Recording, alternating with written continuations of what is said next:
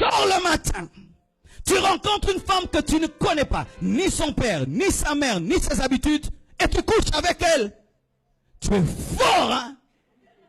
Tu n'as pas peur. Tu es très fort. Et d'autres, vous, deux à la fois, trois, vous êtes très forts. Mais les forts, c'est vous qui mourrez.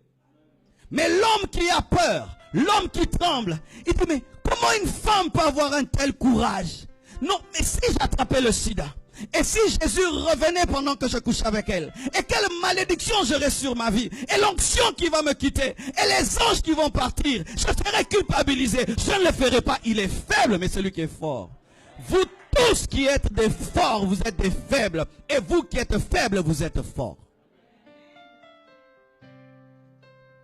Bien-aimés frères et sœurs, pourquoi est-ce que la Bible dit fuyez l'impudicité? C'est parce que l'impudicité a des graves conséquences. Et excusez-moi, dans ce séminaire, j'appelle le chat par son nom en faisant l'effort d'être pudique au maximum. D'accord? L'impudicité a des conséquences physiques, des conséquences sociales et des conséquences spirituelles. Voici une conséquence physique grave de l'impudicité. L'impudicité t'habitue à quelque chose que tu n'auras pas toujours. Je donne un exemple. Ma soeur, tu n'es pas mariée, mais tu couches avec un homme. Qui te dit que ton mari aura la taille de cet homme? Mais oui, ce sont des problèmes que nous traitons dans les couples. Des fois, vous voyez, dans un couple, il y a des problèmes. Ce n'est pas qu'il ne mange pas, non. C'est un problème de taille. Mais une femme vierge s'adapte à tout homme. Mais quand maintenant, toi, tu commences à connaître des hommes avant de te marier, est-ce que tu connais quel genre d'homme Dieu te donnera?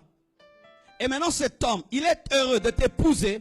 Et le jour du mariage, il ne ressent rien. Pourquoi? Tu as tout mangé avant. On appelle ça lingala otigelie mukokoli. Tu connais le mukokoli?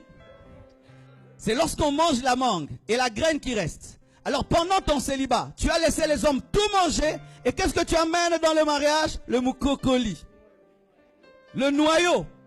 Tu amènes ça à ton mari. Et il trouve une femme qui a connu toutes sortes de formes d'hommes. Parce que je dois le dire. Parce que des fois, vous chassez des démons, il n'y a pas de démons, c'est le corps qui est déjà détruit. Et là, il faut que Dieu restaure ton corps. Et il faudrait que l'homme qui va t'épouser soit patient, parce que le corps de la femme, ça prend aussi le temps pour revenir à la normale. Ce sont des muscles. Je dois vous dire ça sincèrement. Et mon frère, toi qui goûtes aux femmes avant de te marier, qui te dit que ta femme aura la même capacité que toutes ces filles-là? Ce sera maintenant, tu couches avec ta femme et tu penses à d'autres femmes. Pourquoi? Ta femme ne te fait pas arriver à ce niveau-là. Et c'est une réalité. Aujourd'hui, il y a des divorces à cause des relations précoces. Un homme qui mange chez lui tous les jours et qui ne mange jamais chez la voisine ne compare rien. Mais un homme qui mange partout peut comparer le pondou, le riz de gauche et droite. Et lorsque, avant le mariage, tu couches à gauche et à droite, quand tu viens dans le mariage, cela a marqué ton cœur, que tu le veuilles ou pas. C'est un souvenir qui t'a marqué. Surtout, si dans le péché, le diable l'a bien fait.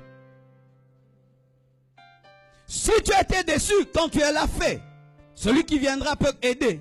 Mais si dans le monde, ceux qui l'ont fait l'ont bien fait, et ton mari ou ta femme n'arrive pas à bien le faire, ou le fera, mais après 2 ans, quelle guerre tu auras dans tes pensées? C'était comment? Bien, par la foi.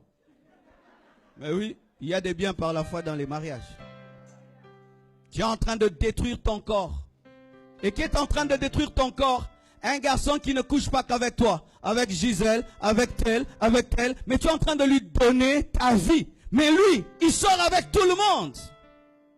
Un homme qui t'aime, te respecte. Et respecter, c'est patienter. Et tous ces hommes qui disent, si tu m'aimes, couche avec moi. Dis-lui, si tu m'aimes, attends encore.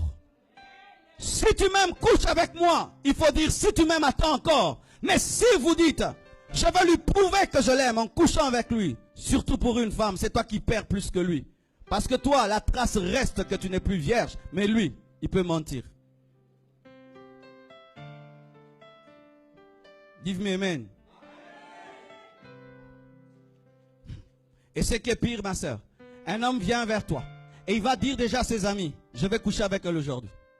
Alors toi tu es là, tu penses qu'on t'aime. Alors qu'il a dit, on parie, aujourd'hui je l'aurai. Et quand il t'a, c'est le trophée. Donne-toi du poids. Tu es le temple du Saint-Esprit. Je dis, tu es le temple du Saint-Esprit. Tu n'es pas une prostituée. Tu dois patienter. Seul l'homme qui t'épouse te connaîtra et tu attendras seulement le jour du mariage pour connaître ta femme. Tout ce que vous faites avant détruit vos corps et vous marque et vous empêche d'être marqué.